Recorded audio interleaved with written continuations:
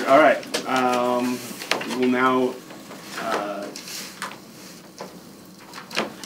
We will now start the joint meeting with the Provo Municipal Council and the Orem City Municipal Council. It is 12:06 p.m. on Thursday, January 31st, 2019, and we are convened, that was the word I was looking for, in the City Center Conference Room at 351 West Provo, Center Street, Provo, Utah. The meeting is called to order, and I would like to note that this meeting is being broadcast live on YouTube, on the Provo City Council channel, where it will also be available for on-demand viewing. Please be aware that the microphones in the room pick up the noise of paper and other rustling objects, and also side conversations. We will begin with a roll call. Cliff Strachan. Jamie Davidson, City Manager of the City of Orem. Dave Sewell. Debbie LeRae, Orem City Council. Brendan Bybee, Assistant City Manager. Elizabeth Vanderwerken, Executive Assistant. David Harding, Provo City Council. Gary Winterton, Provo City Council. Hannah Salzel, Policy Analyst for the Provo City Council. Brett Sumner, Orem City Council. Dave Knack, Provo City Council. Mayor Brunst of Orem. Let's go ahead and just announce the rest of the room. Cleo Williams, I'm Assistant City Attorney for Provo. Sarah Bateman, interested resident of Orem. I'm Robert Vernon, CEO of Provo City Housing and the Utah Community Land Trust. I'm Michael Brown with Burlington Associates in Community Development. We do community land trust consulting, so I'm here working with Robert. Isaac Axman, Provo Deputy Mayor. Excellent. Welcome to all, particularly to our friends from Orem. We will have an opening prayer provided by Mayor Bruns. Our Father in heaven, we're thankful to be gathered here in Provo City offices as combined city councils between Orem and Provo. Father, we're thankful for all those who serve our communities and thankful for the things that we do together to help our citizens and for this wonderful valley that we live in. Pray that Thou might bless this meeting, that we might be able to know that which we should do, that will be a help and a strength to build a community of strong families. Father, we pray that Thou might bless the food that is in front of us, that might nourish and strengthen us, and thank Thee for all of our blessings. In the name of Jesus Christ, amen. All right, so yes, Mayor.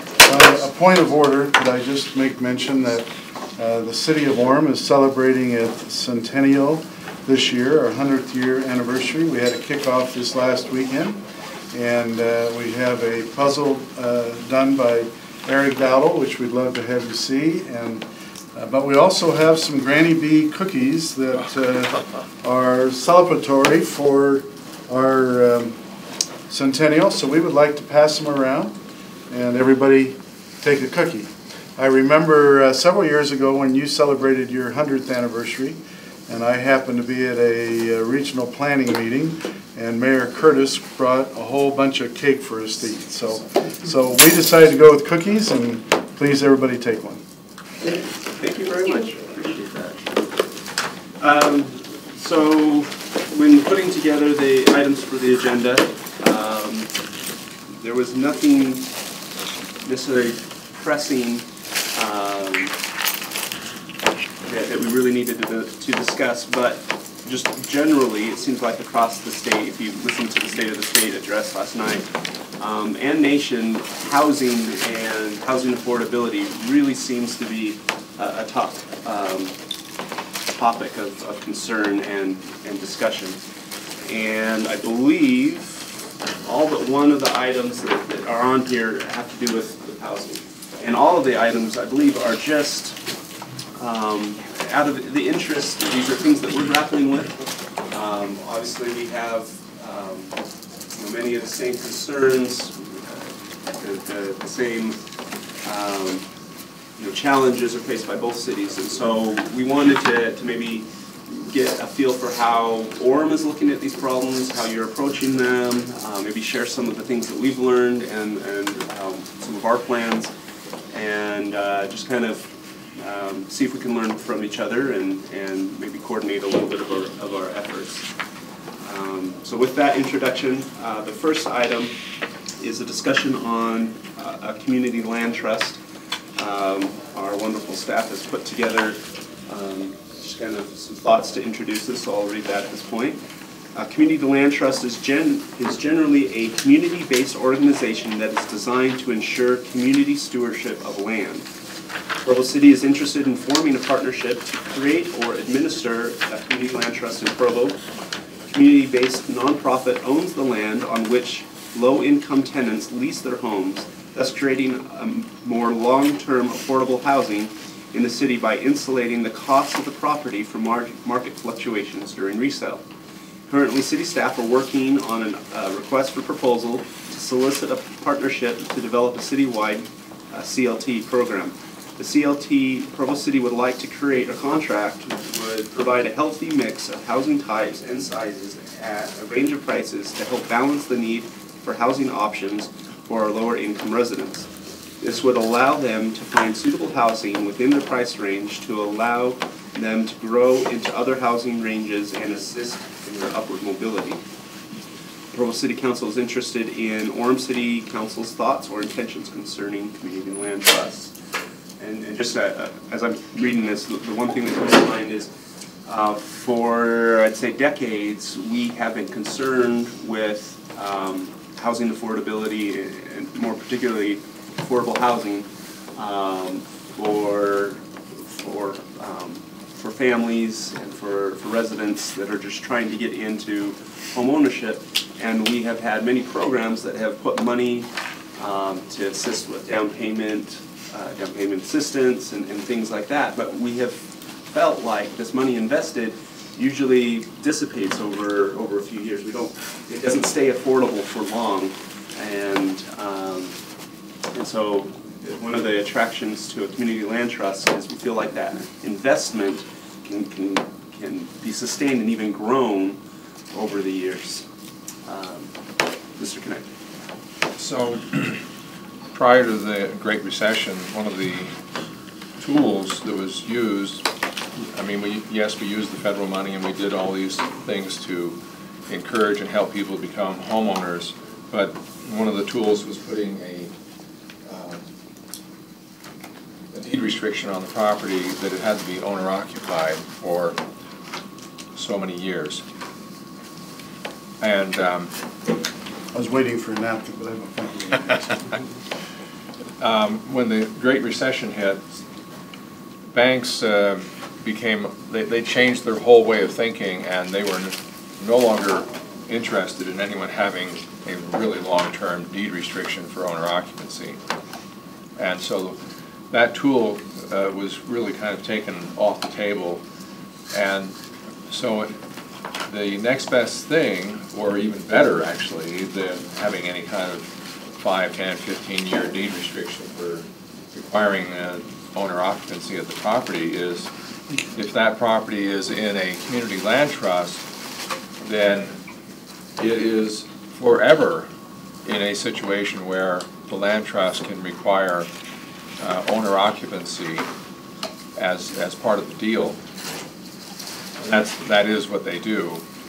And the price of the property is taken out of the equation. You're just buying the structure, and there is a little bit of money you put towards maintaining the organization that administers the land trust, and then there's some money you also put into long-term maintenance on the structure, which can be used for the roof or other repairs.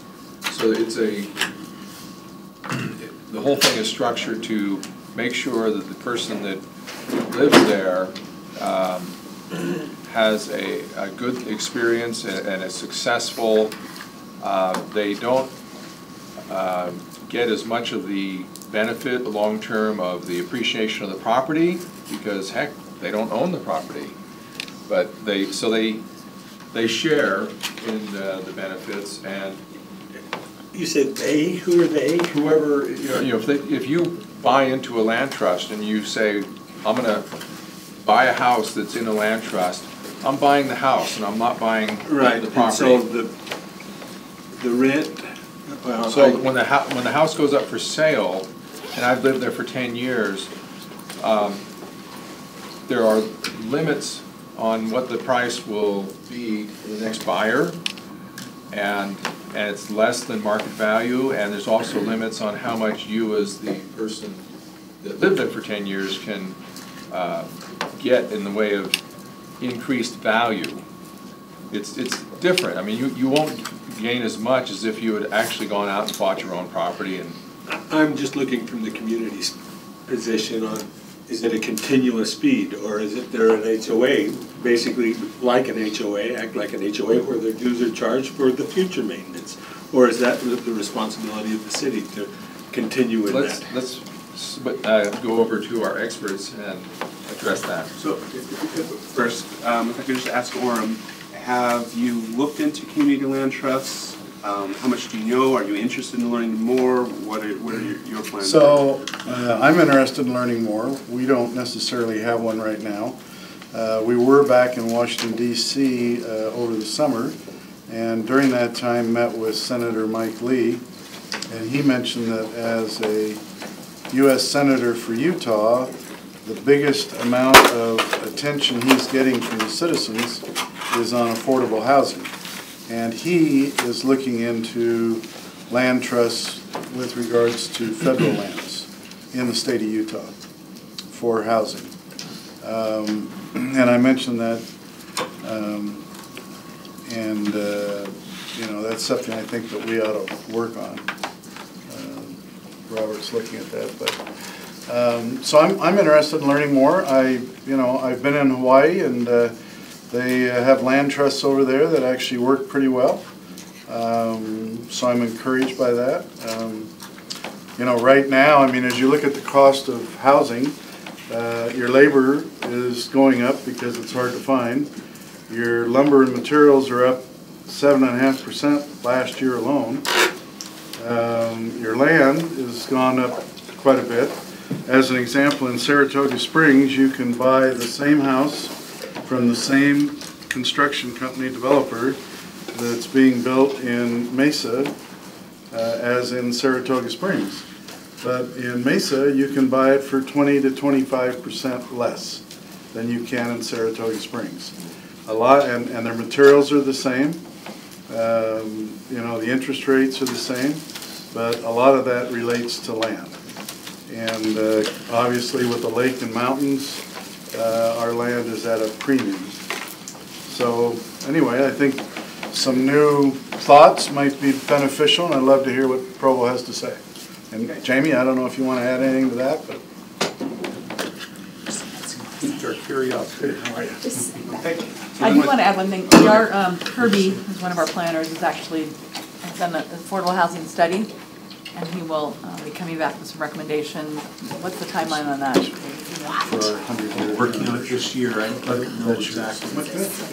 So that this may be something that would be Yeah. of Your boys could go through 10 of them each. But we are studying it. And we are.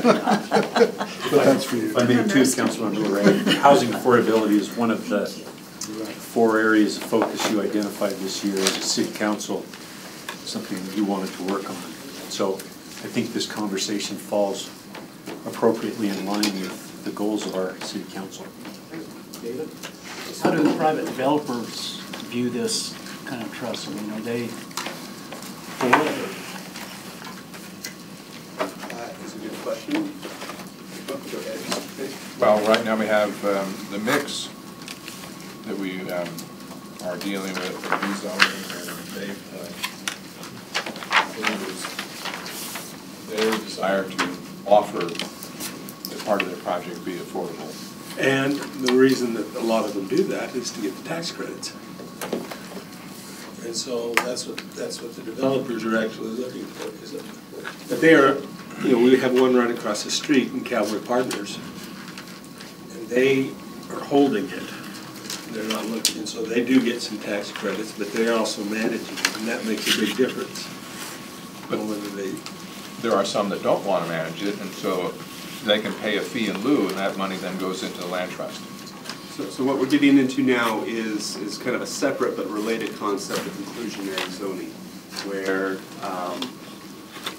developments are required to have a certain percentage meet certain affordability of certain income levels. And the developer could choose to create and manage those units themselves, or they can say, well, that's not really in our wheelhouse of our business, but we'll put some money, we'll pay, in lieu of that, we'll pay something, and then maybe turn to a community land trust to then manage those units. So I think there are multiple facets to what we're discussing, and I'd kind of like to see us stay on one at the moment. I mean, we have low-income housing. Cowboy Partners is one of your largest developers in the state of Utah that does low-income housing. In Salt Lake, they get reductions in fees, impact fees, all kinds of things, if in fact they have 20% of their complex being low-income housing. But what I'd really like to have some discussions on, certainly that, but what we started out with was affordable housing and looking at the idea of land trust. I'd really like to hear from your expert here and his friend on land trust from Robert and so forth. Okay, so with those two invitations, we'll ask either. I appreciate that, and I am going to defer because this is Michael Brown. He's with Burlington and Associates. Michael has started up or consulted with probably over 100 land trusts across the nation. Leading expert in CLTs, and we've hired him as a consultant to help us start the Utah Community Land Trust, which is a county-wide land trust.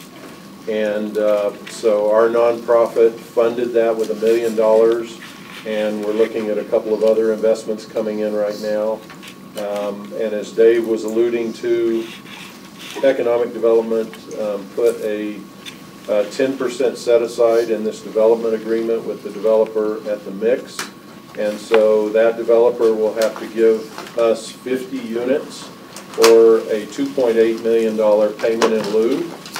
And that type of investment into a community land trust is amazing, because we can use that money to provide a lot of affordable units. But I'm going to turn it over to Michael, because he's really the expert. You can ask him any question. He's done it.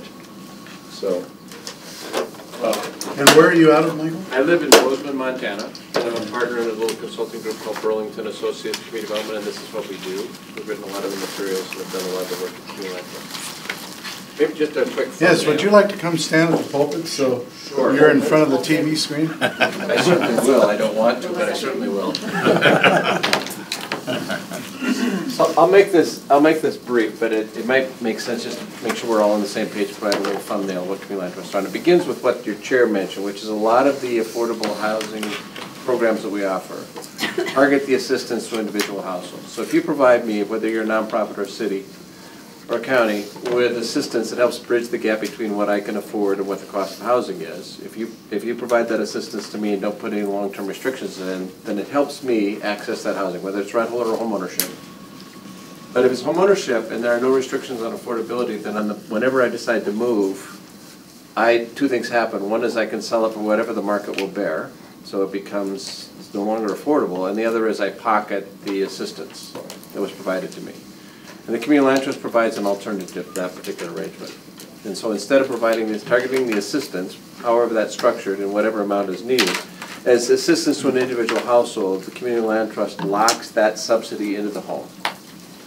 Right? And the mechanism to protect the availability and the affordability of that home is a bit different than we typically structure it. So in a community land trust transaction, at purchase, the homeowner buys the home at an affordable price.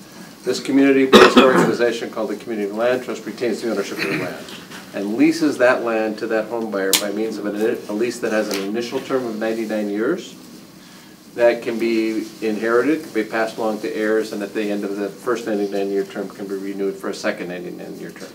So it provides that household with all the rights to that land as if they owned it, except they don't have to pay for it.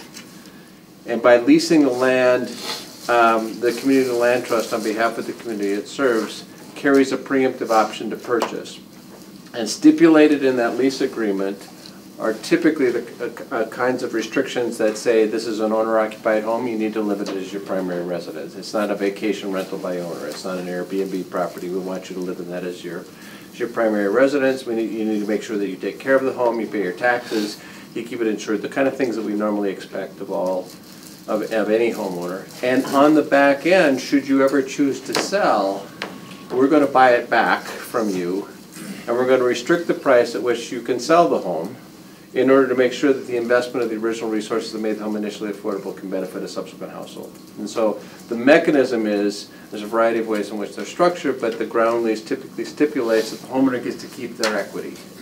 Right? They make a cash down payment out of pocket like any other homeowner. They bought a percentage, a portion of the value of the property, that's theirs. And like any other homeowner, they bought it at an affordable price in this case, but they're making their monthly payments, they're slowly paying down the principal balance on their mortgage, they get to keep that equity. And they typically get some percentage, some portion, some share of any increase in value of the property. There's a variety of ways in which those resale arrangements are structured. Some of them say you get a designated percentage of any increase in value of the property is determined by the difference in market value between the time you buy and the time you sell. Or in other cases, it's a flat percentage per year. But the net effect is you get some portion of any upside of the property, but you can't sell it for whatever the market will bear, because if you do, then the subsidy that made the home initially affordable disappears and the home sells at a market rate. Are they also responsible for the drop in price? We did have that, we lost. That's right, that's right. So there's no guarantee in owning real estate, so there's never a guarantee of an upside, but it's about protecting the affordability in the case the property values continue to escalate. And interestingly enough, what we're doing with that subsidy resources, so let me just use simple arithmetic, these are not your examples. So let's say it would sell otherwise for $150,000, and somehow this community land trust organization has come up with $40,000 worth of subsidy, right? So it's able to sell it for $110,000. That $40,000 worth of assistance is a write down of the purchase price of the house. It's not structured as a subordinate loan, right? So the buyer was actually paying $110,000 for this property that has an initial value of $150,000.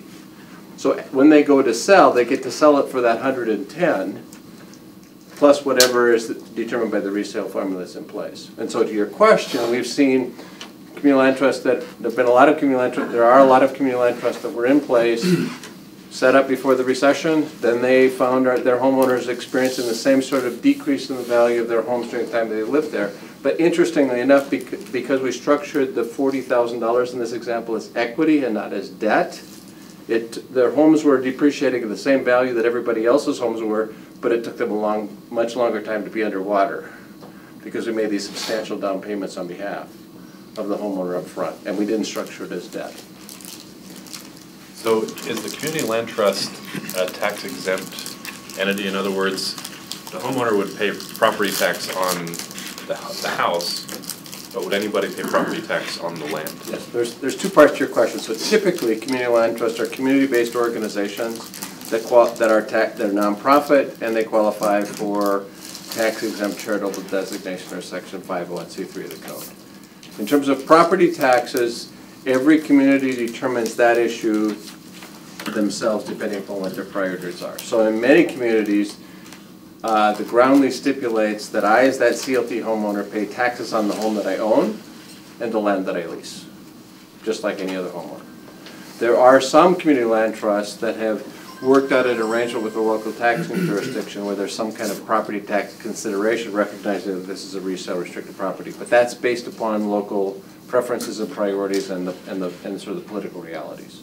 But without any special consideration made, a community land trust that would operate in Provo or Orem, unless there was some particular recommendation or arrangement worked out, the CLT homeowner will be responsible for payment of the taxes of the home they own and the land they lease. So there could be some variation, but generally somebody needs to pay property tax on the land. Right. And sometimes, if I may just very quickly, sometimes CLTs that have decided to negotiate with their local taxing jurisdiction, the workout has been not that there's no taxes on the land, but that the taxes on the property should be based upon the resale restricted value, not their market value. But that would have to be a decision that would be made locally. I want to be clear about that. Yep. You just said that locally. And so typically, what is a lease payment on that land? That really varies, but because any amount that the CLT charges as that lease fee is factored by the lender into the front-end underwriting ratio, any amount you charge reduces the amount of mortgage the buyer can qualify for, so it's always a nominal amount. Typically, I see them ranging nationwide. There are 300 CLTs operating around the country. The range is between $15 a month and $50. 15 to 50? 15, somewhere there, right. Okay. But that's a matter of local decision making. On the one hand, the community land trust, there's two reasons that the community land trust charges that ground lease fee, by the way. One is it's a little something that I, as that CLT homeowner, can pay to the organization that made this possible and carries the preemptive option to purchase on the back end. And the other is it acts as a canary in the coal mine. It's a way for the community land trust to stay in contact with the homeowner, because if I owe the CLT $25 a month, if I run into some financial difficulties, what's the first check I'm not going to write?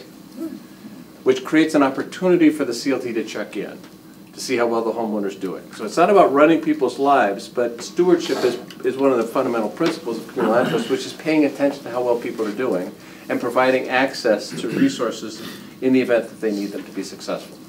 So you have a community land trust. You also have the availability of just having leasehold land done individually. Are they the same? Are they different?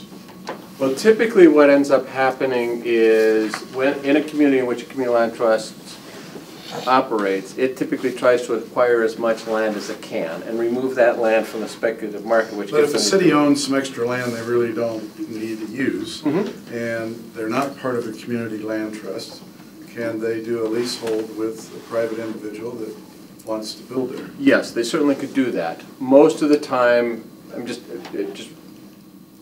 most of the time what ends up happening is the responsibility for that stewardship is passed along to an entity that has the capacity to do that. So oftentimes there's a partnership with the community land trust in that. But it could be done directly by the city. That's, as a property manager and property owner, don't. It's just no fun to have somebody call Public Works and say our roof is leaking. Don't do it. Well, I'm just talking the land, not the house. The house, oh. Yeah, and our experience has been that way. There have been an increasing number of municipalities around the country are supporting community land trusts because this is just simply a really good way to steward limited resources. And you could give us a list of those 300? Oh, I could, yeah. Okay. I'm working, for example, in Houston right now. I mean, the backstory here is Houston is not only a major U.S. city, but also went through a terrible disaster with Hurricane Harvey. They have $1 billion of disaster recovery money coming in, and they've created a community land trust to be the way to protect the city's investment of that. So the plan is to create 1,600 permanently affordable homes within the next 4 years.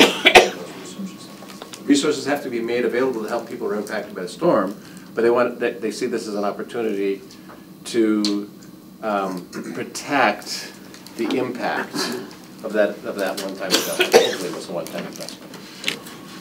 A couple of quick statistics that might be interesting to you. Looking at it nationwide, the average length of ownership, this varies from community land trust to community land trust, depending upon the resale formula that you use, how much equity you allow the seller to keep. It also is impacted by how expensive your housing market is. I live in Bozeman, Montana, so I understand the expensive housing markets, as you all do. But interestingly enough, the average length of tenure, if we take a look at across the board, even though these are CLT homeowners get a 30-year fixed rate mortgage from a local lender, and they've got a 99-year inheritable renewable ground lease, the average length of ownership is 7 years. Nationwide, which is what Fannie and Freddie tell us is going to happen in the conventional market. And there are a number of CLTs that have been around long enough, that have built portfolios large enough that they've gone through multiple resales. Enough resales that we've been able to go back and do a study, does the CLT deliver on its promises? We talk about protecting affordability, leveraging the investment of public sector resources that go into creating the initial affordability.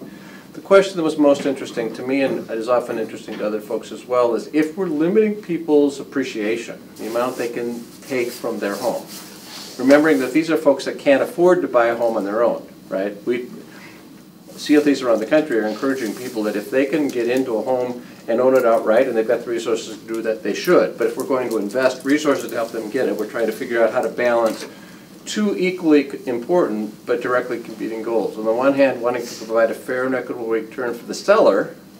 At the same time, we want to protect the fair and affordable price for the incoming buyer. And that's a teeter-totter, right?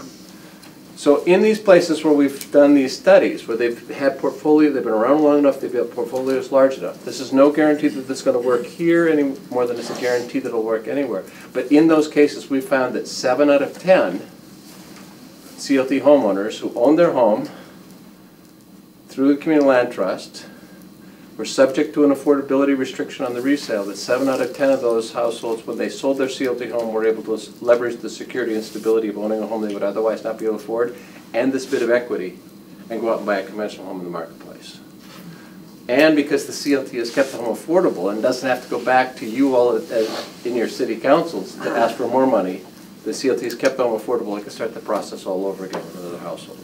So what we might be able to do, and so in doing this, not only do a good thing, but actually help people transition in the conventional market to build stepping stones towards unrestricted, unassisted ownership. Doesn't solve all the ills in society, but it's certainly the experience that I hear from people that are sitting in your seats in the communities where this has been. It's a really good way to use the limited resources that we have.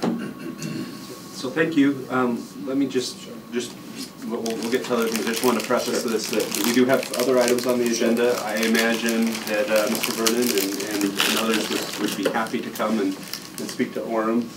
We'll be around after this if you want to talk, and also just tomorrow morning, chamber breakfast. We're doing the presentation there, so there will be... bringing him along? He is. He's going to do half the program, and I'm going to talk about the economic impact of housing affordability. So 8 to 10 at the Rock Canyon Room at Zion's tomorrow. You can hear more, ask more. And if I may just, and chances are, because we're continuing to roll out this Utah CLT, I'll be back. And so if it'd be helpful for me to make that coincide with individual conversations and presentation at council, I'm certainly willing to do that. So thank you for your time. Well, there are a few questions. So we'll take a couple minutes if people have questions, and then we'll need to move on. A question about, do you see people like, for example, when the mix puts their 10% in, or their $2 million or $2.5 million in, do you come back to the cities often again, or are you able, or most CLTs able to have maintained for themselves so they don't have to come back and continually to the city? Most of them are able to maintain. They get the one-time donation or a continuous feed into the CLT, which they maintain themselves, a feed from other developers in lieu of. Yeah, there's two issues. One is once a CLT home is made affordable with whatever resources, that home remains affordable, and the CLT is not coming back to whoever provided those resources for more subsidy because they've protected the affordability. Or maintenance. Right. The issue on the sustainability of the CLT organization is tied directly to scale, right? Because the more homes you have in your CLT's portfolio, the more fees you can generate to support your ongoing activities, right? So, kind of a hyperbole example, I mentioned Houston a minute ago. It's unprecedented. No CLT has done 1,600 units, and certainly not in 4 years yet. There are some that have several hundred, 500 units in their portfolio. But just to use the Houston example, $40 a month. Well, their lease fee they determine is $50 a month, and they have the subsidy to sort of make sure that that still remains affordable to somebody that. In Houston, the CLT's target are households between 50% and 80% of AMI, and they're pricing all of their homes at 50%.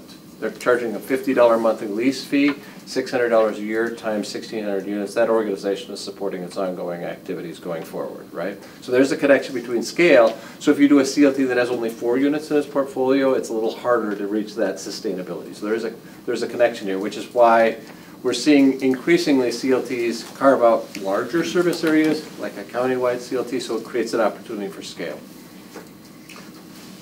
One last question. Yes, so do you typically, is there any preponderance one way or the other, where cities put in money or cities put in kind, like in the way of land? You see it all over. Either one works, right? you know, what we know about the Community Land Trust is it has a demonstrated ability to protect the affordability once it's created. It cannot create its own affordability. Sure. So the resources that have to be brought to bear have to be put in place to make the homes initially affordable, and the CLT will take it from there going forward. So those resources don't have to come from the city. If you have inclusionary zoning and we're encouraging or requiring developers to participate in this, then they are the ones contributing. That's right. The single biggest mistake that we see nationwide, and there's a lot of conversations between community land trust and municipalities, inclusionary zoning. The single biggest problem that we see with inclusionary zoning is that you don't put in the affordability restrictions, right? You go to there's a great wailing and gnashing of teeth when these inclusionary zoning programs get put in place. But I'll use an example. So the first inclusionary zoning program in the country was put in place in the Montgomery County Housing Partnership in Maryland. This was 25, 30 years ago. And they didn't put affordability restrictions in place, and so 80% of the units that were created are now market rate. So I think there is a parallel there that makes sense, that if you're going to either incentivize, if you're going to buy the affordability of housing, you know, using resources, land or money, if you're going to incentivize it by creating opportunities for developers to get increased density, impact fee waivers, whatever those things might be, some package of benefits, or you mandate it. In any case, sort of what we see from a best practice experience is make sure that that housing remains affordable over time, that you really leverage the ability of those resources. Okay. And doesn't that prohibit the developer from he says, no, I just got to raise the price on my other properties because I give this to it. So the affordability on the remaining property is less. That's right. That's exactly right. So I wish you well in your endeavors. Thank you for the conversation this morning. If I can be of additional assistance, our website's burlingtonassociates.com. If you're interested in learning more about it, I also think Robert will probably be having me come back again in the future. That would be helpful. So thank you. Okay, thank you, everyone. Appreciate that. Since we began, we had a few people arrive, so I'd like to welcome Mr. Parker, Mayor Kafusi, Councilor Lentz. Did I miss anyone? Okay, that was it. We would like to excuse Councilor Van Buren, Stewart, and Handley, who are not able to attend with us. And then if we could pause for just a moment from the agenda, we do have a tradition in the Provo City Council to acknowledge birthdays and sing for that. So we'd like to take the opportunity at this time to acknowledge a birthday. And I'll ask Mr. Munker to start us off. We ready? Oh, somebody's had a birthday. Our fine neighbors, Orem dear. May Father in heaven bless them through all the coming years. Happy birthday to you. Happy birthday to you. Happy birthday, dear Orem. Happy birthday to you. We'll probably put it on the back counter rather than burdening Mayor Bruns. But actually, here we go. Actually, sorry to take a moment, but I think a picture of the two mayors with this lovely cake and acknowledging that they were previously the Provo bench would be fantastic. Thank you. Do you have a knife? And we'll pass we will around. get that. Celebrating your birthday brings back fond memories of when we celebrated our 100th birthday, which you seemed to suggest earlier. Maybe my math is wrong, but I believe when when Provo celebrated our 100th birthday, I believe none of us were alive except for Councilman Stewart, who I guess isn't here today, but alive or elected? We didn't even exist. For Mr. Stewart, it might be both, but was it 1949?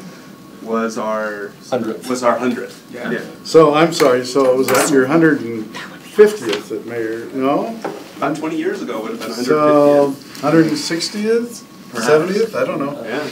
Yeah, we're 170 this year, coming up in a couple of months, so. So maybe 165th birthday. Curtis is Yes. No, you're fine. Every 30 years you can bring us a cake. Yes. All right, but. Thank you for making that a point of orders. We're grateful, you know, we do a little kind ribbon a little bit, but we are very grateful for our good neighbors to the north, for the good citizens that we have. We really are kind of the same community, and your prosperity helps our prosperity, and vice versa. I mean, we're really in this together. We enjoy our association and our cooperation, and we wish you a happy birthday, and we wish for this to continue into the future. Thank you. Appreciate it. I need to be excused. My family has arrived from St. George, and they're waiting for me. So. Okay. Well, thank you for attending, and grab a piece of cake on your way. You know what? I'm diabetic, so I can't. Feel free to eat a bigger piece. Dave, just a short comment. Yes, please. So, if we bring good paying jobs to Provo, it's not just people in Provo that benefit, because they may easily live in Orem. And when you bring in a great company that has great jobs, it just lifts all the ships in the harbor. And so we appreciate anyone who does bring good paying jobs, because part of housing affordability is how much do I make? Sure. Good point. Okay, thank you.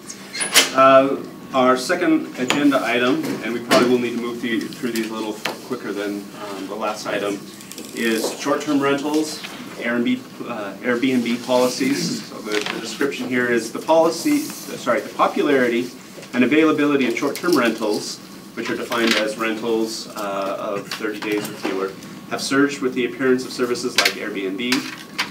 Terry Walls, our zoning administrator, estimates that Provo has 250 short-term rental listings, though that will vary seasonally. And I should also mention, I think just, was it 12 months ago, 18 months ago, that number, when they did an estimate, was half as much. So yeah, thank you. Every year or so, we're basically doubling in size. This presents several concerns. One, unregistered rentals. Many short-term and long-term rentals have avoided registering with the city. Occupancy rule has been difficult to enforce in a college town, but is especially challenging with unregistered short-term rental units. And housing affordability, because owners make more when renting by the bedroom. Short-term rentals can drive up the cost of long-term rentals in the area.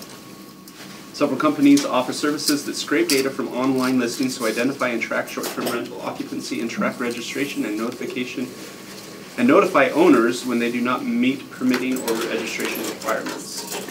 Provo City Council is interested in Orem City Council's view concerning short-term rentals.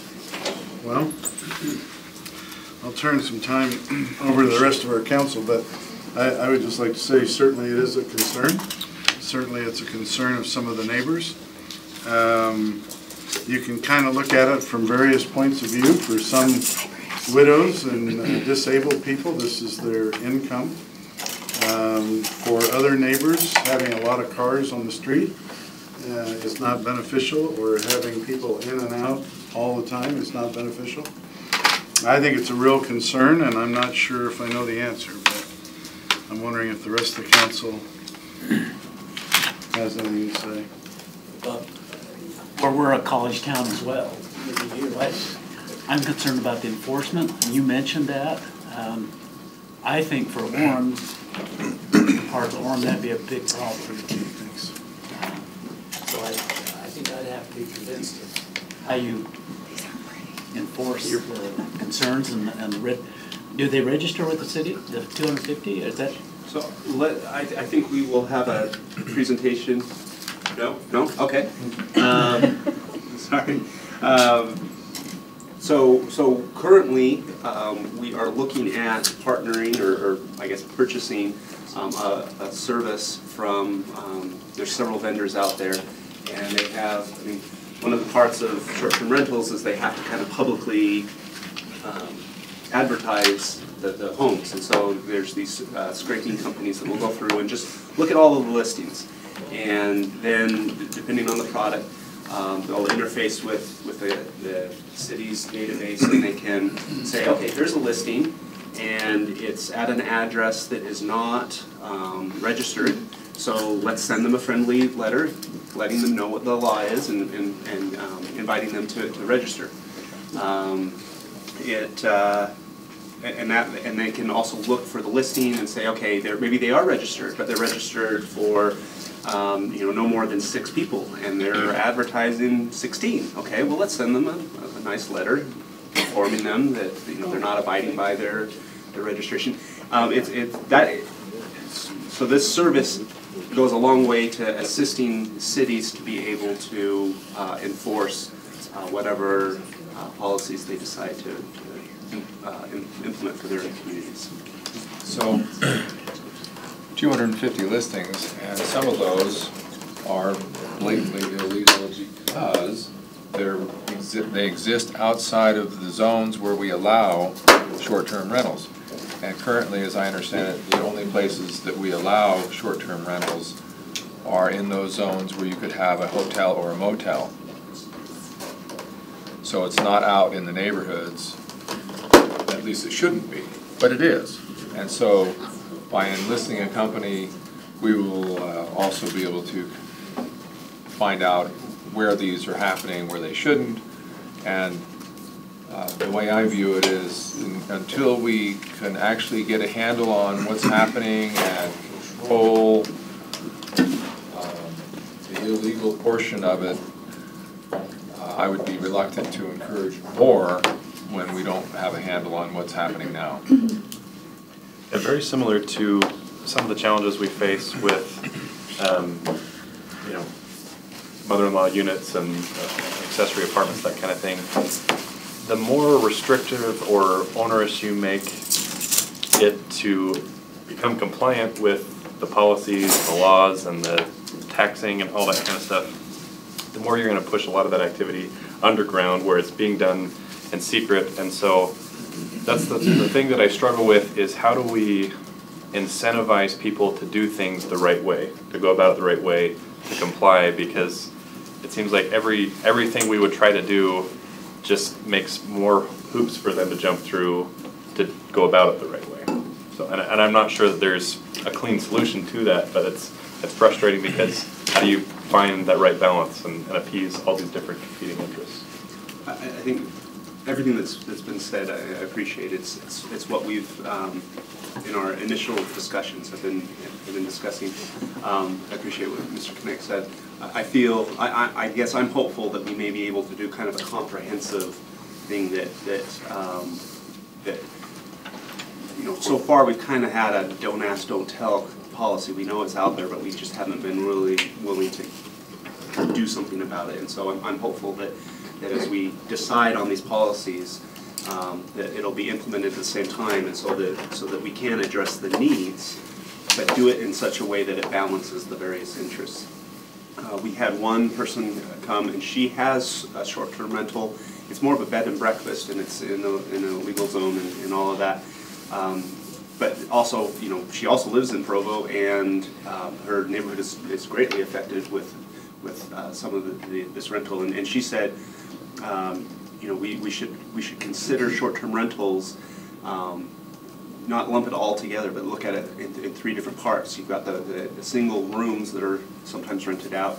You have homes that are owner-occupied, and then they'll rent out a couple of weekends a year, kind of thing. Or maybe they're gone for the summer, and they'll rent it out during that. I guess that wouldn't be necessarily qualify as short-term rental, but and then you have corporations and companies that will come in and will buy multiple properties and create a portfolio, all of which that they run as short-term rentals. And she suggested considering those differently, because they have a very different impact on the community, different impact on housing affordability and whatnot. So we've talked about all sorts of ways, and you can look across the country, and every community seems to approach it a little bit differently. and trying to strike that balance between different interests. Some of the ones that I thought were interesting is possibly looking at a way to limit the concentration, because maybe a handful in any one neighborhood is not a problem, but if it can hit a tipping point where, you know, pretty soon it's driving out other residents because it's become such a concentration. So Wayne and Isaac, as a state, I know that this has been an issue with the state as far as, are there things that the state is looking at as far as short-term rentals? I know that Airbnb is a big lobbyist, or big lobby people. I haven't heard anything. So one thing on discussion of affordable housing, they have brought up the idea of granny apartments, but they've also brought up the idea of one-room rentals. So this discussion is overlapping a little bit about what we're talking about up at the legislature. So when it comes to compliance, getting people to willingly do the right thing, if you have a speeding problem on, let's say, most of the streets in your neighborhoods, removing the speed limit signs is not going to help. And having no enforcement, I don't think is going to help. People generally are incentivized to do the right thing when they know there is a consequence. I mean, it'd be nice to say everyone's going to do it because they're altruistic and love the community, but money drives so much. It's often the reason why people would bring strangers into their home in the first place, assuming they're doing it as an owner-occupied situation. But if it's corporations and other people buying it, I don't think they have any community conscience. They're looking for the money. I believe it was Chinatown in New York City that virtually has no long-term residents anymore because it's such a tourist location that all the long-terms can't afford to live there anymore. It's all turned into Airbnb. In response to Mr. Winterton's question, I think last year what the state said, they passed a law that said you cannot, you can't penalize people for the mere posting of the short-term rental online. That itself cannot be an offense, but it does not preclude cities from using the posting of that to then go and investigate and see if some, you know, a zoning violation is occurring. So I think that may be where your question came from.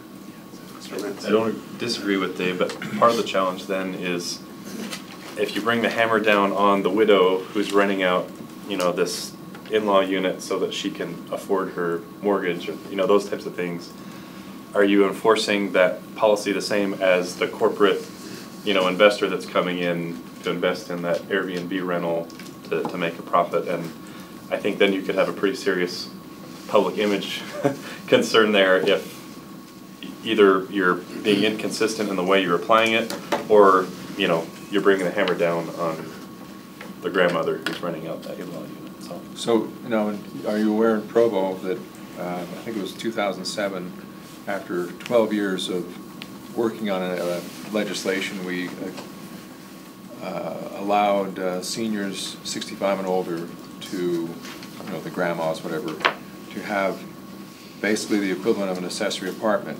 It's not zoned for it. It's a privilege that goes with the senior, and when they move, it's back to being a regular home. But if they can't find family members to come live with them in their old age, then they can rent it out to anyone. Could be a nurse, a caregiver. Maybe they just need their money.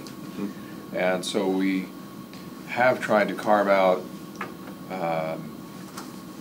and accommodate people, but if the grandma wanted to take it to the next level and earn 5 times as much money by turning it into an Airbnb and having people in and out churning in the neighborhood rather than just renting it out as an accessory, that actually has an impact on the quality of life on everyone around her.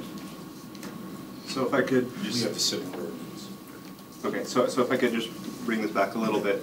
So Provo is in the stages of looking at, excuse me, looking at this problem. considering vendors that are out there and the products that they would bring. But obviously there's some significant policy discussion on how do we want to balance those interests and what makes the best sense for you know, the overall community. So, yeah, you know, to that point, every other city in the nation is grappling with this problem, trying to figure it out. And it'd be interesting to see if somebody's come up with a good solution.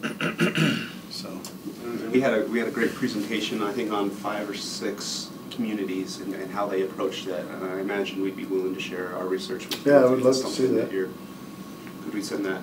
It actually wasn't me that had that. It was probably Carrie. Yes, it was. Thank you. All right. Could we make that an assignment that we'll ask Ms. Walls to send or if you can do that. Just our research on it so far. I mean, it was assembled a month or so ago, so that may still be pertinent. And then if you'll share with us, you know, any research that you do, or sure, as you start to go down the road on.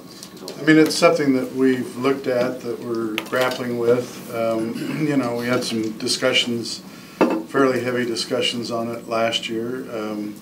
But again, you know, you've got multiple sides to this issue, and I don't know that there's any clear, you know, direction yet. I think it's something that everybody's trying to deal with. So. Maybe you don't know this yet, but what's your final goal? Are you trying to get cheaper rent for students? Are you trying to make a tourist area? Are you trying to help affordable housing? What's the end goal on this whole thing? I mean, defining that would be helpful. As Mr. Lance suggested, there's pretty strong demand for this, and if we were to try to just outlaw it completely, it would probably, we'd be playing whack-a-mole with it, and there may be some advantages, even if we wanted to limit it. There may be some advantages on allowing a legal way to go about doing it and doing it in a kind of controlled manner. It does have an effect on homes for kind of first-time home buyers. It has an effect on the cost of renting, regular rentals. So, I mean, when we talk about affordable housing, it directly affects that. But then there's also the convenience of it. I attended a conference for my council work in, I guess that was in Charlotte. No, Savannah, Georgia. And the conference organizer actually suggested, here are some short-term rental websites that you can go to. And I saved Provo taxpayers a lot of money by staying in an Airbnb. But so it's almost a service and a convenience that the community is looking for, at least parts of the community are looking for. So if we could manage it in a healthy way, then people can have a better experience as they come and visit our cities and bring their tourist dollars as well. I think the biggest problem that we have, it's a problem in the fact that we have people coming into the neighborhood, and people want to have stable neighbors, and that's where our biggest complaints are. And so that's what we're hearing. So I guess maybe one of the goals would be to protect the neighborhood from the house that has 3 families joining in every week and having a party, having a family reunion there. And so that's the challenge that we face as far as a community. That might be one of our goals. And then Dave talks about making our community more accessible to other people who come to the BYU football games or come to Education Week. So there's just a million things that we get the opportunity to deal with, and it's not an easy answer. So I'd have to go back and look for the articles that I had sent out to you all about what New York City and Boston have said and done about this. New York was estimating, their comptroller saying that it was costing the citizens of New York City $600 million a year higher rent because it had inflated rents. They voted unanimously to regulate, and I forget the regulations, but I don't think they totally outlawed it, but they really clamp down on these things because they see them as more of a problem. And in reaction to them clamping down, the companies and the individuals that are involved in the Airbnb business came out with accusations saying that all the, I don't know, I think there's 149 council members in different districts in New York City, and they accused all of them of being in cahoots with the hotel industry, which admittedly it was taking a bite out of the regular hotel business. But you know, some of those councilmen are from different districts, including very poor districts that there's such a variety of council people there, and they all unanimously said this is actually hurting our community. So I don't view it any different than plopping down a hotel or a motel in the middle of a neighborhood. And I understand people want to make money, that's why we have home occupations. But when someone wants to go from a minor home occupation to a major home occupation, you have to look at the impact on the neighborhood. And that's, you know, it's an opportunity for the home occupation to generate money for the person that's doing it and provide service for someone else. But again, you're doing it in the middle of a neighborhood. All right, so again, it's a discussion, ongoing discussion that we're grappling with, and we'll share what we have with Orem. We'd love to hear your thoughts as you go about it as well. Sorry, I don't want to dwell on this for too long, but I've got two tax-related questions. Okay. Is there a place in the country where they've tried to charge a hotel tax on short-term rentals, and has that been successful? Isn't that what they do in St. George all the time? When the county does it, they just put a sales tax on transient room tax, and that goes, I know in St. George, a lot of that money goes right to their Parks and Rec department. So there are short-term rentals. And I think that's one of the advantages of addressing it and not just turning a blind eye to it, is because there may be some variation, but I believe probably a majority of places where it's regulated, it's also taxed. If they're registered. Right, which is one of the reasons why, you know, you can then turn around and enforce. If you enforce without allowing it at all, then you have no income revenue in order to spend on enforcement. But if you regulate it, then you are getting some of that income that can then be used to pay for the enforcement. And from a property tax standpoint, you know, primary residence, it's essentially a 45% discount on the property tax you pay annually.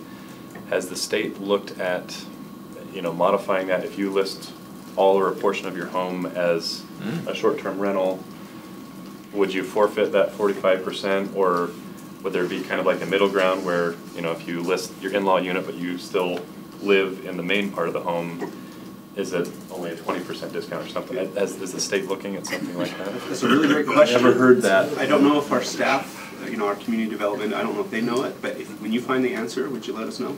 They're turning their home into a business, and they should be taxed at the business rate, property tax.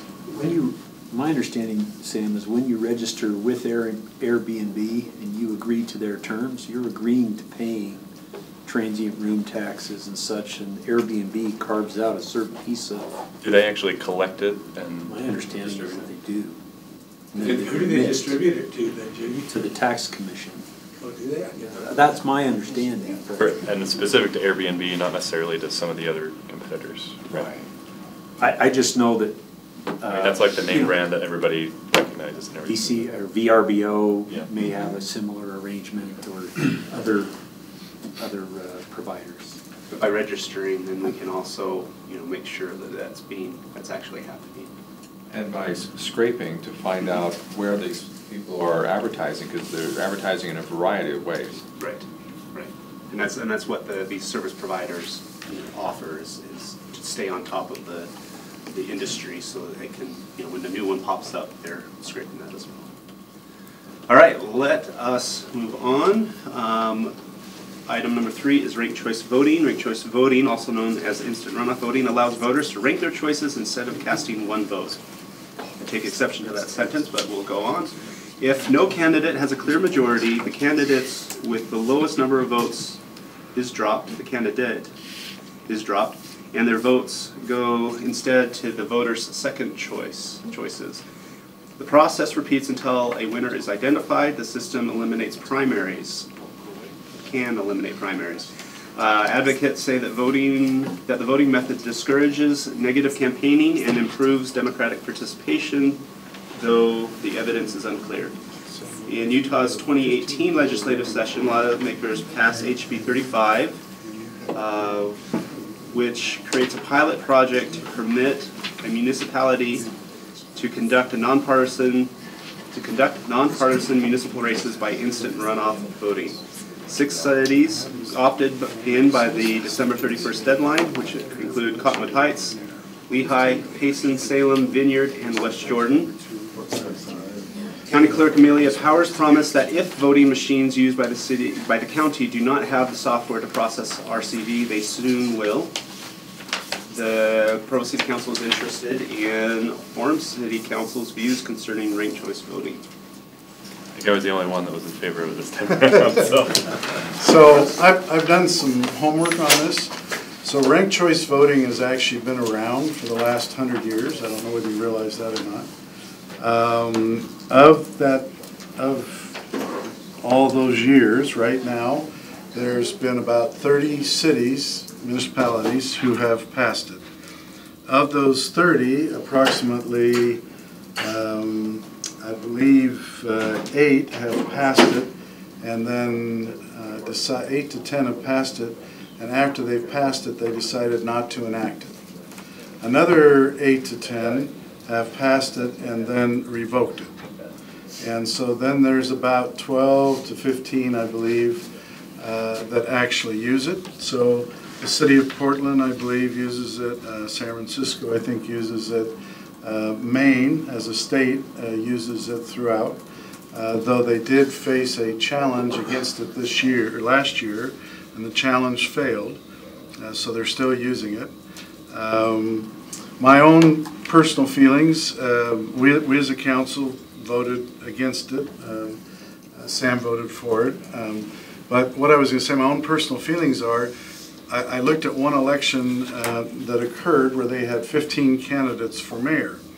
And in those 15 candidates for mayor, I believe they had 11 to 12 recounts until they got a mayor with the majority of the vote.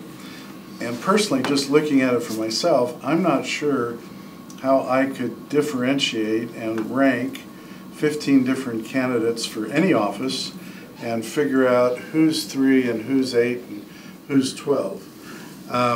With that being said, I'm also of the opinion that we're pretty new to vote by mail, and we're pretty dysfunctional in our county on how we're doing things. So I am not in favor of ranked choice voting, but I'm particularly not in favor right now because we've got a lot of issues just trying to get the simple vote by mail down and moving forward. So anyway. Thank you. Just 2 things. I don't have the time now to put on the whiteboard a spreadsheet. I did a sample of, like, if there were just 20 people voting and they voted a certain way with 4 different candidates, what would be the outcome? And basically, if I was going to be in favor of ranked choice voting, it would not be anything like the ranked choice voting they currently use. And currently, it's all, we consider your first place votes and we put it through a filter based just on your first place vote.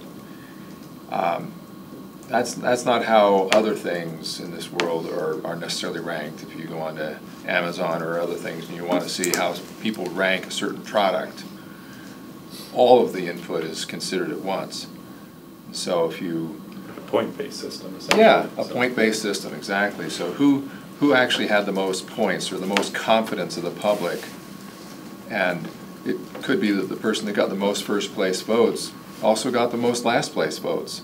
and that somebody else got most of the 2s and 3s, and they were the preferred candidate, but now they got knocked out in the first round. So there's weird things about it that could be made better if it was a different system. Well, there was something else, but I'll get back to it. Okay.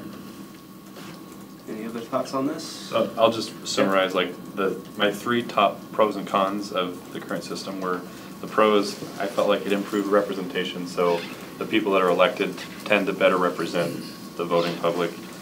Second, you hopefully have more civil campaigns where people aren't slinging as much mud and they're trying to focus on how to be telling people this is what I can do to improve the city or whatever jurisdiction it is, and also potentially saves money by eliminating the primary.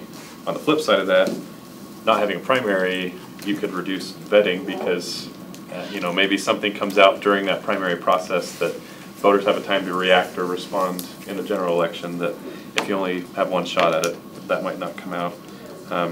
Also, the other 2 top cons in my mind are kind of a 1 or 2 time factor, because the voter education and learning curve, the first time you do it is going to be really, really steep learning curve. I don't think it's as steep as some people try to make it out to be, because when you ask somebody, rank your top 5 candidates, there aren't many people that I think have a hard time. The calculation, I think, is pretty complicated, but asking somebody to rank your top candidates, I don't think is that complicated. And I think almost any voter could figure that part out. The nuance to it is, if you don't know how you want to rank all 15 candidates, then only rank your top 3 or your top 5 or whatever it is. So if you're not forcing people to rank all 15, I don't really think that's as much of an issue. And also just, like the new equipment, the new software, the new process, there would be, the people actually run the election would have a little bit of a learning curve on that side of it too. Okay, so if I only rank the top 3 out of 15, this has caused problems in certain races where they get down into the 4th and 5th runoff, and the people that only put in 3, their ballots are thrown aside because they didn't get a complete process. In some cases, as many as 27% of the ballots never affected the final outcome because they didn't fill it in completely. As for civility, we had something run in this town called Stop Cindy. It was Stop Cindy Richards.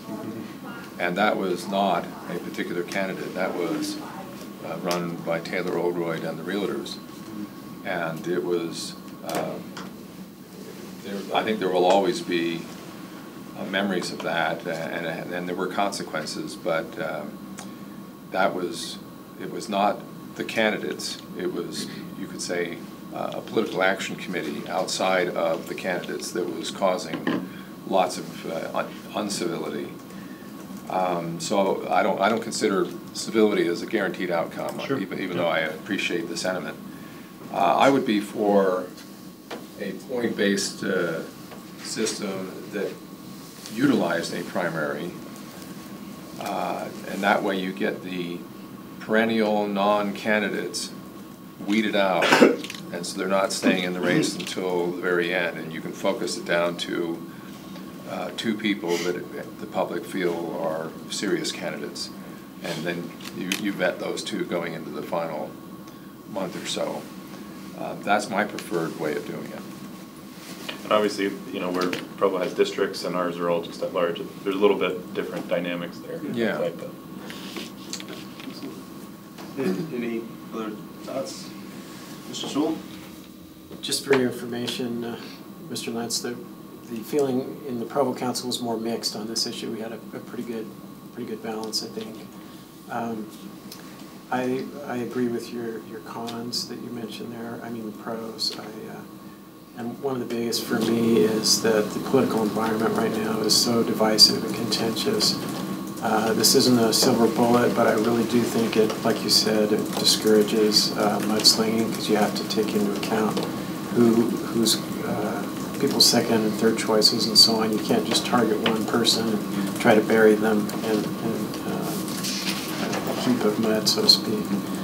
I wish the legislature would add the option to have a primary, because I think some of the options centered around that more than around the mechanics of the ranked choice voting itself.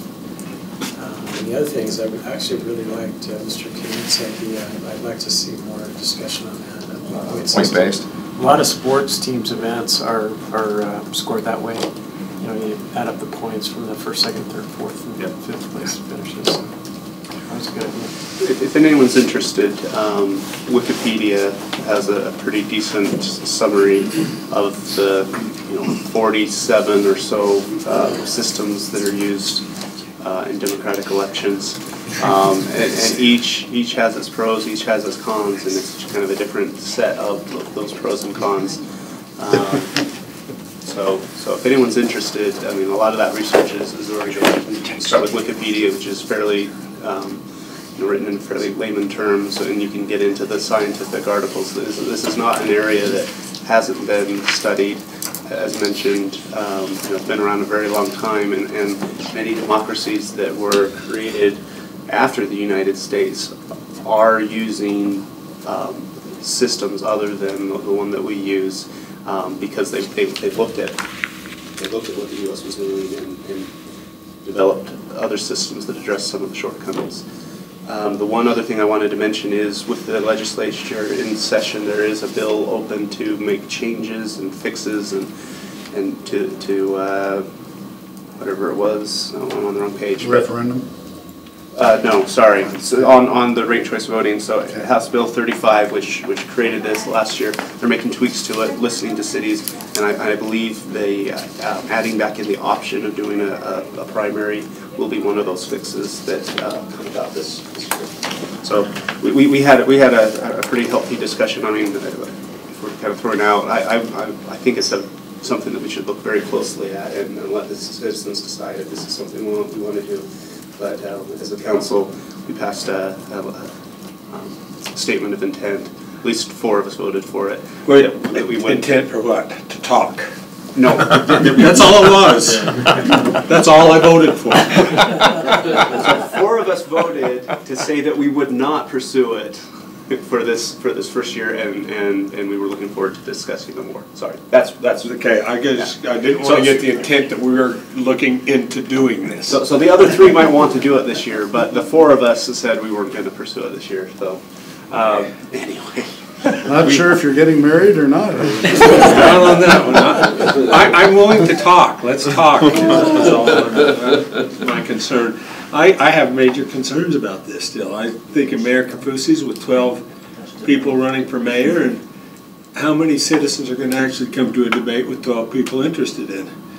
And I don't know that it will stop the civility. They're all going to shoot at the front runner. And then after that, somebody else will pop up and they'll start shooting at him. I wonder whether it really will create a more civil situation. I don't know. That's why I'm willing to talk. We'd like to wrap up in 5 minutes. And I don't think we're making any decisions right away, but it was good to have this conversation. If we have a minute at the end, we'll circle back. But let's jump into this 4th item, the affordable housing resolution. I'm just going to, I guess, hopefully summarize from this. The Housing Gap Coalition, sponsored by the Salt Lake Chamber, I assume they came and they visited with Orem and pitched an idea of a affordable housing resolution. Yes, no? No? Okay. Well, we're not big enough on their radio. According to them, they were visiting pretty much every city. But apparently not. But they came to us with a pre-written resolution that they suggested that we consider.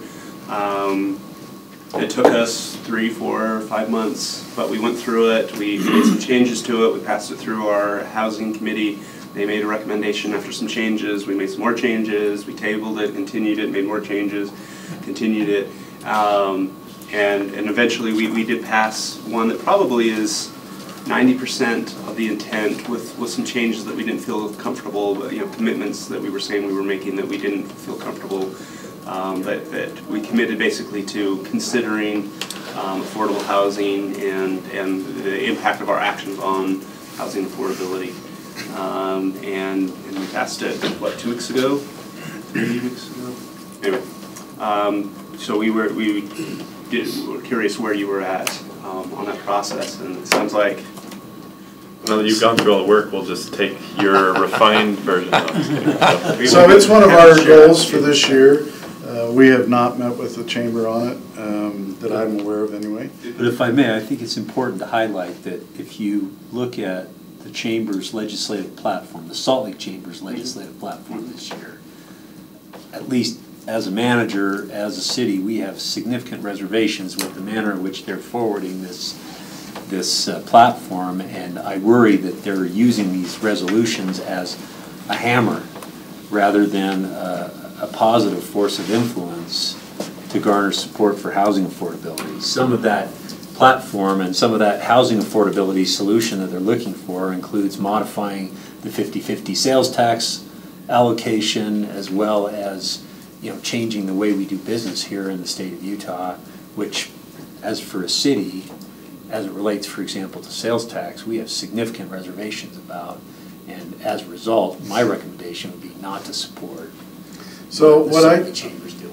Yeah, what I see going on is political motivations, and political motivations driven by future, possibly, office holders and also developers. Much of our legislature is made up of developers, so there's some pretty stark, drastic things I think the chamber is trying to push, and I, like Jamie, am not in favor. We as the Public Policy Committee of the Utah Valley Chamber of Commerce made it one of our points to work with the legislature on to not allow a change in the sales tax distribution, and we feel pretty strongly about that.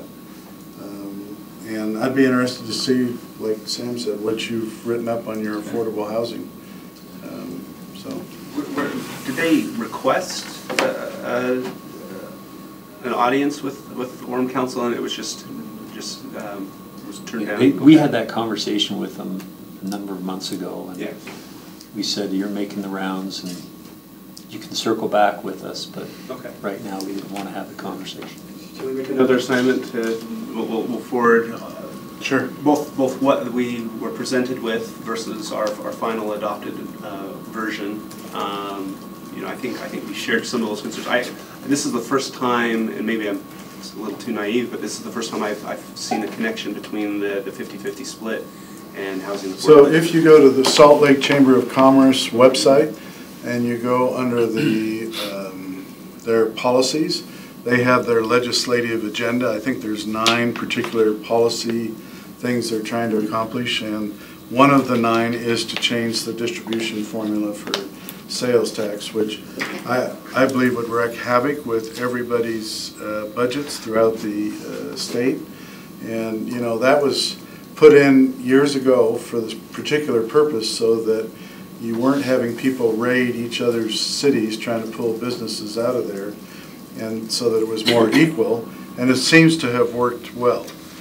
And I think what they're trying to say is, all right, if we're going to broaden the sales tax base, which I believe will pass, they're saying, well, if that's the case, then can we also then go into the formulation of the sales tax to adjust that, so there are not so many, so we can make it more equal, as it were. So they're trying to lower the sales tax rate and broaden the base. Broadening the base is needed because we are losing some of our sales tax money, but they're trying to suck this into it at the same time, which to me is not supported, not needed. And if any of you were at the Utah League of Cities and Towns meeting, in that the league has stated that they are not in support of this as well, and are at odds with the chamber and any legislators that are trying to do it. So if I may, Derek Miller, who serves as president and CEO of the Salt Lake Chamber, on the 27th of January, just this week, in the Deseret News, published a guest opinion in the D News. And what he said was, and he outlined the Salt Lake Chamber's goals as related to this legislative session. And he said, we also believe the larger tax reform discussion cannot happen without also examining the sales tax distribution formula.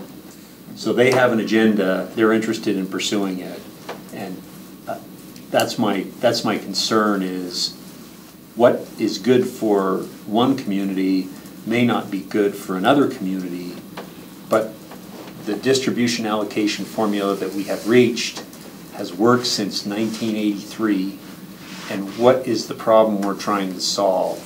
And while, for example, you or us, we would not be net benefactors or beneficiaries of a reallocation, maybe Provo is, but I worry that legislatively it's one more thing the state has decided, well, we're going to fix for you. And we as cities are saying, well, it's not broken.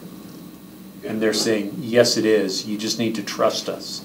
So I think ULCT has been engaged very heavily in these land use, affordable housing issues, and have been advocating for flexibility on the local level. Well, we've had these discussions about just trust us, about the inland port, about the homeless situation, about all sorts of other issues, and frankly, that argument and level of trust is not necessarily there, in my opinion. Just one more second. I believe the ULCT position on this is let us be part of the conversation. Don't do this without the conversation. They're also against it. Well, I believe it should be more than let us be part of the conversation. It's our 1%. It's the city's sales tax monies, and so shouldn't cities make that determination as to what the distribution should be rather than have the state tell us what it should be? So what I'm missing here is I fully appreciate your concern about the sales tax, but I don't see that it's directly linked to affordable housing. So they're linking it. How? Well, I'm sorry. They're not necessarily linking it to affordable housing. They're linking it to the sales tax base widening. And they're trying to use that as a way to say, you know, if we broaden it, maybe we need to change the formulation so it then becomes tax neutral, and that's one way we can do it. Now they have, but to that point, one of their other legislative priorities is affordable housing. Right. So it sounds like you're upset with a number of things that the chamber is advocating. Their representation is that cities and towns are zoning for dollars based on the retail sales tax, and that's what's limiting or inhibiting the growth of affordable housing in the state. Right. And if they change the allocation formula, then somehow that is going to fix the housing affordability problem in the state. So in other words, one of the other side of that argument, or part of that argument is that in zoning for dollars, there's a lot of commercial space or even former commercial space that isn't being redeveloped into housing. In other words, we're choosing dollars over population, and that's part of the argument. For what the Provo City Council adopted, though, didn't really address kind of that aspect. It was just a recognition of the human side of affordable housing and wanting to recognizing that it's not a Provo issue, it's not an Orem issue, it's not a Lehigh issue, it's a statewide issue. But Provo's resolution essentially says, you know, we support these measures without addressing, say, the sales tax issue. It's absolutely silent on that, but supports measures that will help improve affordable housing, but sees it as a county-wide effort, not just Provo, not just Orem, where the main population is.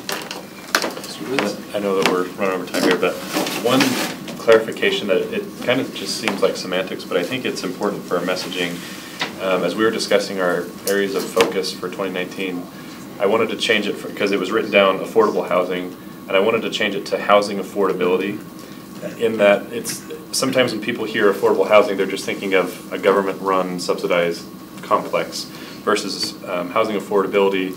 It speaks to what we were discussing with the Community Land Trust, where there are people all along this continuum, and you're trying to help them progress at whatever stage they're at. And so I just want to be sensitive to that as we're talking about affordable housing, I'd like to keep it focused on housing affordability, just so that we can be addressing those needs for, maybe not on the high end of that continuum, but at least, you know, mid and lower end of the housing continuum. For everybody. Yeah. Okay, excellent. Let's comment. Yeah, real quick. If I can remember. Actually, I don't remember.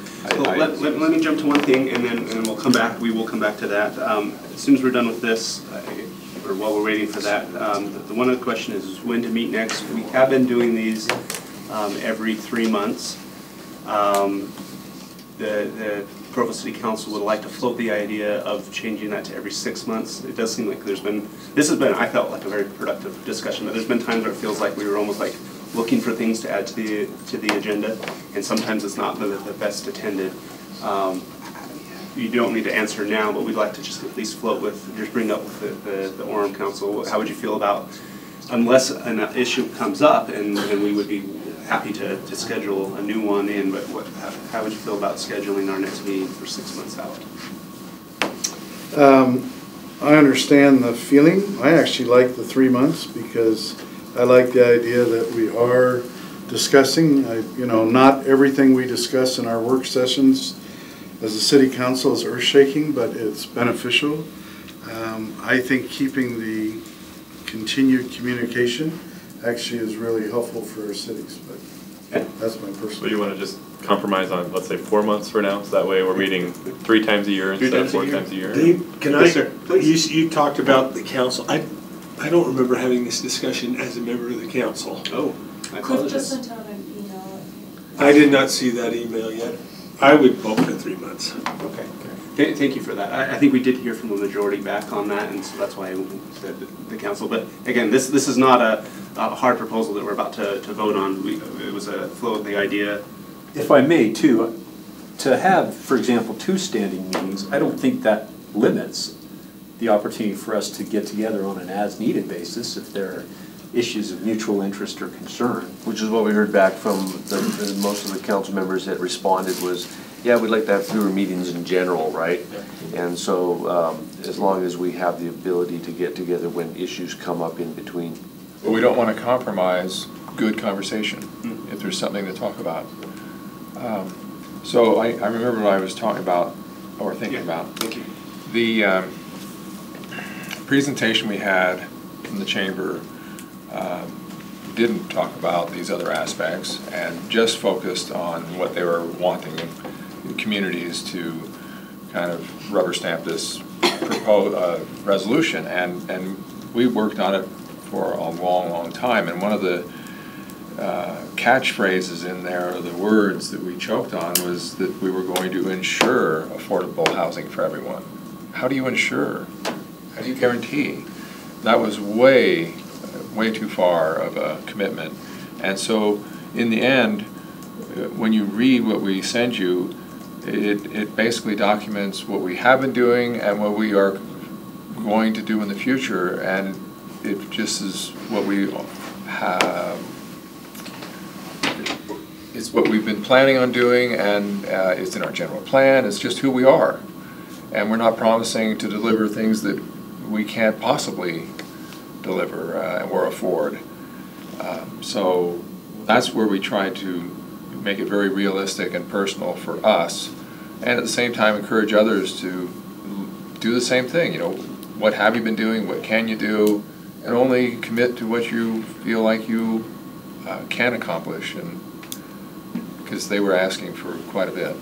So aligning the resolution to you rather than realigning your city to their resolution. Yes. So maybe a compromise, per Sam's thought, every 4 months, and let's see how that works.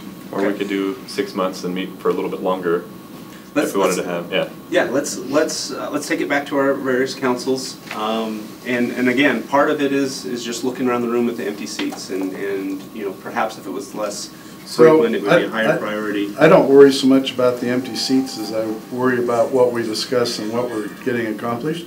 Okay. And 3 hours versus 6 hours for an entire year, I think is beneficial. Okay. So we'll discuss this more, and just. So I like it every 3 months, but I'd be fine with every 4. I really don't want to go every 6. Okay. But whatever. Okay. And yeah, if you'll have that conversation with other council members, and then we'll do it as well, and then we'll get the next one on the calendar. I think they're already on the calendar. Our staff coordinates with Orem City staff, so the tentative dates for this year are the future meetings that we had discussed were April 18th, hosted by Orem City, July 18th, hosted by Provo City, and then October 17th, hosted by Orem City.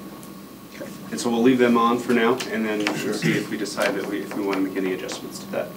Was there a particular reason why we were so short today? Was it bad timing? Did other events come up? I don't know the answer to that. Okay, because I consider this to be a very important and productive get-together. Yeah, I agree. It was a very good conversation today. So, thank you, everyone. Unless there's objections, we will declare the meeting adjourned by unanimous consent. Thank you.